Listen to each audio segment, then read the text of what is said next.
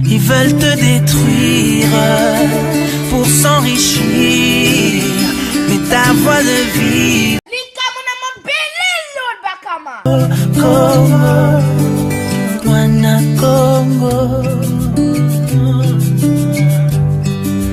Mboka na yo, Mboka na nga, Mboka na biso nyonso, Mboka na yo, Mboka na nga, Mboka na biso nyonso, nalingi yo.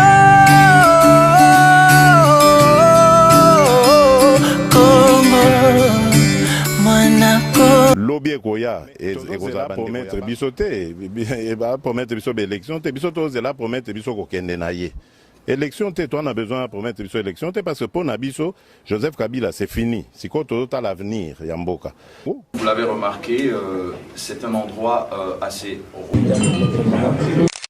bien. Ça va, chers amis, je voulais dire à chacune et à chacun d'entre vous toute ma reconnaissance, ma gratitude pour votre présence et votre soutien. Mes remerciements vont aussi au chef. Je ne sais pas si on peut le voir. Le chef est là. Le chef, c'est ça. Ben voilà. Jacques Fossa.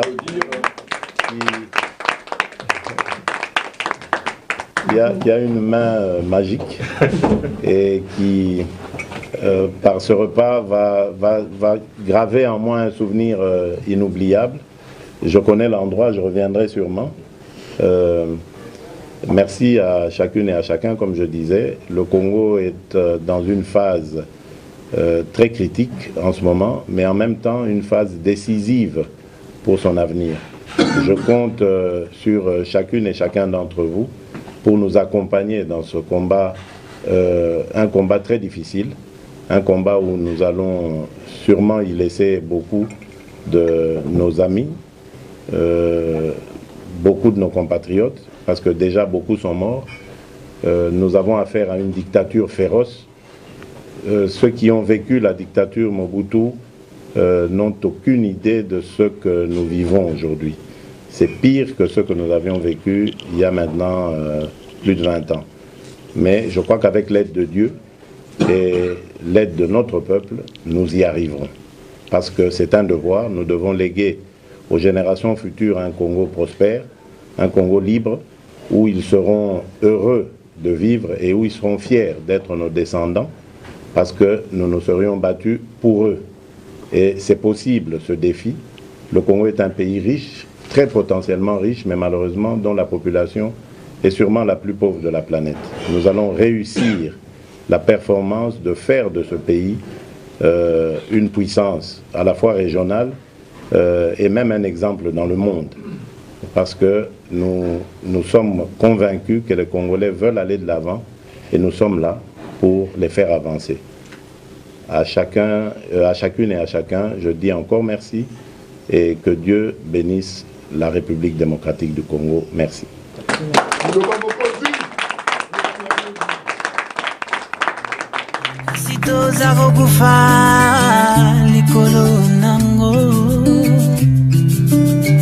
Pona souffrance eleki mulangi ekoma kokitisa pasi ya motema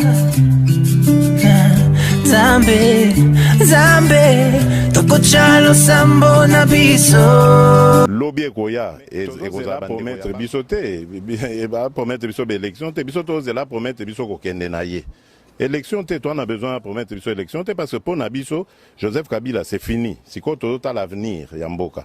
Vous l'avez remarqué, c'est un endroit assez restreint et sobre.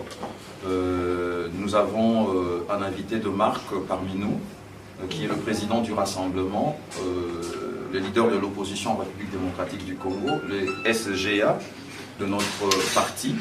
Donc, vous savez, le but de sa présence aujourd'hui, ici en France, c'était dans le cadre de la mission diplomatique qui est la sienne pour le compte du Congo et de tous les Congolais et Congolaises. Il l'a rempli avec efficacité. comme vous le connaissez, depuis qu'il s'occupe de la diplomatie au sein de ce pays, de cette nation, de l'opposition, c'est l'autre camp adverse qui ne dort pas, pratiquement, parce qu'ils doivent savoir quel avion il a pris, il a mangé quoi, il a bu quoi. Alors en ce moment, on a échappé quand même au radar de leurs satellites qui fonctionnent quand même très mal. Donc vous êtes les privilégiés autour de lui, vous êtes des personnes et personnalités très importantes qui avaient décidé de l'accompagner dans son combat. Et c'est la raison pour laquelle il a accepté de venir ici, vous honorer, vous dire merci parce que vous êtes la représentation de vrais combattants, le vrai combattant pour le changement en République démocratique du Congo, ensemble avec tous les autres qui font également le même combat pour le changement. Donc il est ici en France pour vous dire merci de ce travail que vous faites autour de son leadership, autour de l'opposition, autour de l'UDPS. Donc ne vous inquiétez pas, vous aurez à lui parler, lui dire 1, 2, 3 mots, faire des photos, donc il est là. Donc en ce qui me concerne, votre humble serviteur, comme c'est celles qui me connaissent sur les réseaux sociaux, Félix Kabala, je vous remercie pour ce temps de parole et passons un très bon moment agréable ensemble. Merci. Merci.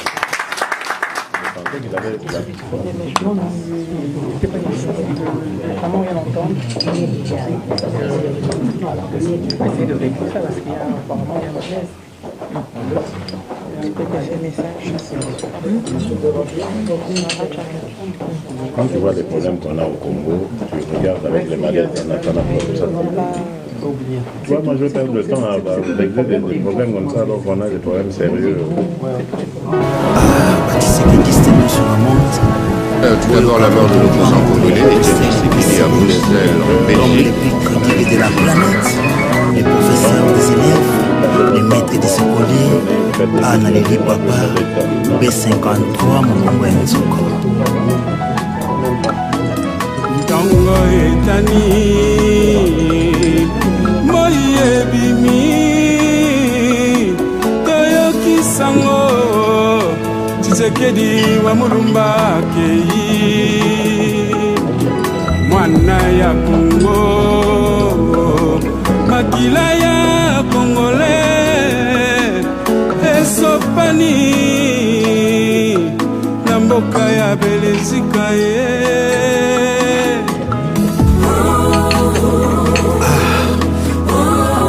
Étoile ya Congo, l'homme du peuple, les prophètes de la nation est une Tshisekedi wa Mulumba.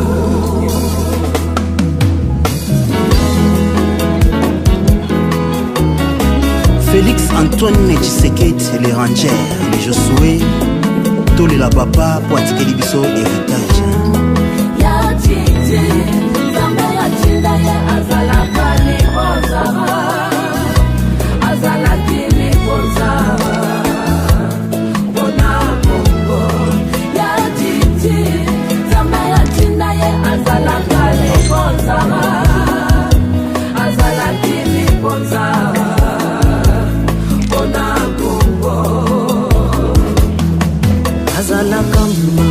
Oelona makina mabele ya Congo, lelo eboti bitape, yango nde biso peuple congolais. Zambi kufa bantu, ukomesha mipedi, bawa Mulumba wanyimema. Muntu wa mejabuni, muntu wa bukitu, bukole sabu waje. Wa Mulumba wai, Tshisekedi. Ya titi, zamba ya chinda ya azala kali ozara, azala kili ozara. Bona Congo, azala kili ozara. Oh yes, Nzambe nana kotia tembe na oyo lipamboli opesaki mpona Congo. Le père de la démocratie, le premier docteur en droit. Ah, soki to ali koloba lelo, oyo longoli biso la paix, la paix, la paix.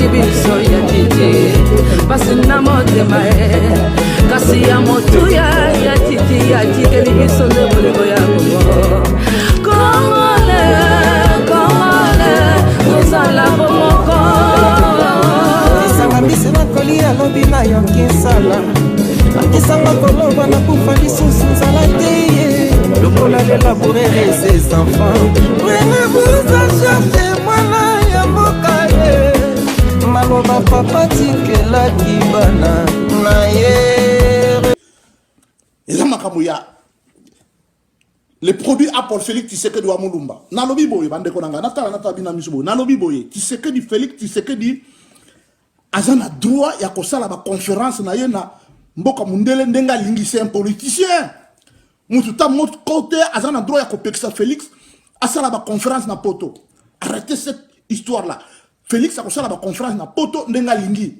mutu nyonso alingi kosala ba conférence na ya Ngwanda mais akita asala ba conférence na ye mutu akopekisa za te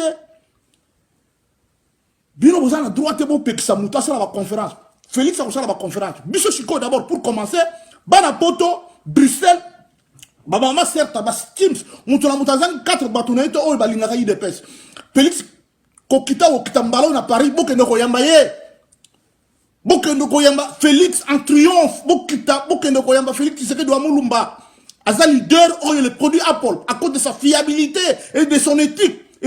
C'est l'éducation qu'il a eu de notre maître, le maître de ceux qui savent, le pauvre Tshisekedi wa Mulumba. Voilà. Ce qu'on a lobby dans le monde, Sandre Kitaka. Le maître de ceux qui savent. Alors, bien nous avons droit, bon, que sa politicien a exercé le devoir d'ailleurs, dans la démocratie. Nous ne sommes pas au Congo, nous ne sommes pas dans l'état sauvage, dans l'occupation hybride de Kabila. Oh, il y a une occupation, mais c'est une occupation hybride. Et ça composé, n'a pas congolais, n'a pas étranger. Alors, vous condamnez pas tout, mais vous-même, là, vous êtes en train de faire le travail des autres, de nos ennemis. Au lieu que vous la moussala, il y a faire comprendre au peuple que non, tout fan da token de moutaye, tout zalanaye, vous embrassez n'importe qui. Bon, comme ici, qu'on le loba, combo, telaye. Maya Lufula Karim, millionnaire à Bakim Bongo, on a gâté balé. Bon, comme, oh, Nicolas, tout comme boy. Bon, moni, Nano, Dokolado, mon ami, vous êtes des farceurs, des flatteurs. Il n'y a pas que tu as photo, vous avez la photo, vous avez la nino, boye, vous avez journaliste, vous avez des fanatiques. Même les activistes congolais, vous avez il ne faut pas poser les politiciens. L'activisme et la politique, ils sont de mon côté. Alors, tout le monde, Félix a reçu la conférence, na poto, qui te belé, bon, il y a un Roissy. Bino bata diaspora, tozana bino, ngana lobaki na bino ma kofi, boyo ki leader a lobi lelo. Tito banga bino tozaba na poto. Félix a mwana mikilia, Félix a kona mikili. Félix a fiable pour l'éducation na ye, aza mwana ya Etienne Tshisekedi wa Mulumba, le Sphinx, moitié homme, moitié Dieu. Vous comprenez, aza mutaba niveau na binote. Pour Nabiso, Joseph Kabila, c'est fini. Si quoi tout l'avenir plus se représenter, donc il faut une place pour bateau. Ba Congolais ba pour bateau Sika. Donc toujours c'est la promesse mon côté pas naïe pour ayakoba banda se justifier. Ami mon ça n'est pas cité. Toi on a besoin il y a promesse n'a été. En tout cas promesse n'a pas élection. Toi on a promesse n'a il y a Kolongo na pouvoir, c'est tout. Je cite Félix Antoine Tshisekedi, les rangers, les Josué, tous les la papa, pour attirer biso héritage. Ya titi, zambe ya chinda ye azala kali bozara, azala kili bozara, bona Congo. Ya titi, zambe ya chinda ye azala kali bozara, azala kili bozara.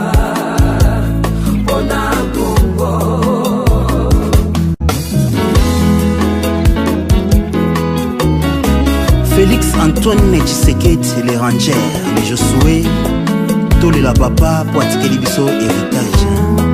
Ya titi, zambe ya chinda ye azala kali bozara, azala kili bozara, bona Congo. Ya titi, zambe ya chinda ye azala kali bozara, azala kili bozara.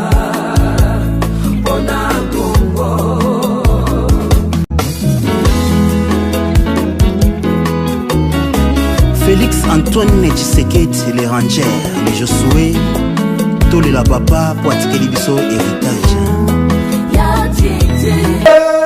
Tsangwema, kamba mabele tsangwema, yo ya yonga yanga, dikamba mabele tsangwema, toko wela nini, dikamuna constitution, constitution la mabitumana. Likamuna mabele lord bakama. Sito zavo kufa likolo nango, pona souffrance eleki, mulangi ekoma kokitisa pasi ya motema. Zambe, Zambe, tokochalo sambo na biso paina yo. Soki esengeli tolela atama ya mbula ekokokate nalingi yo.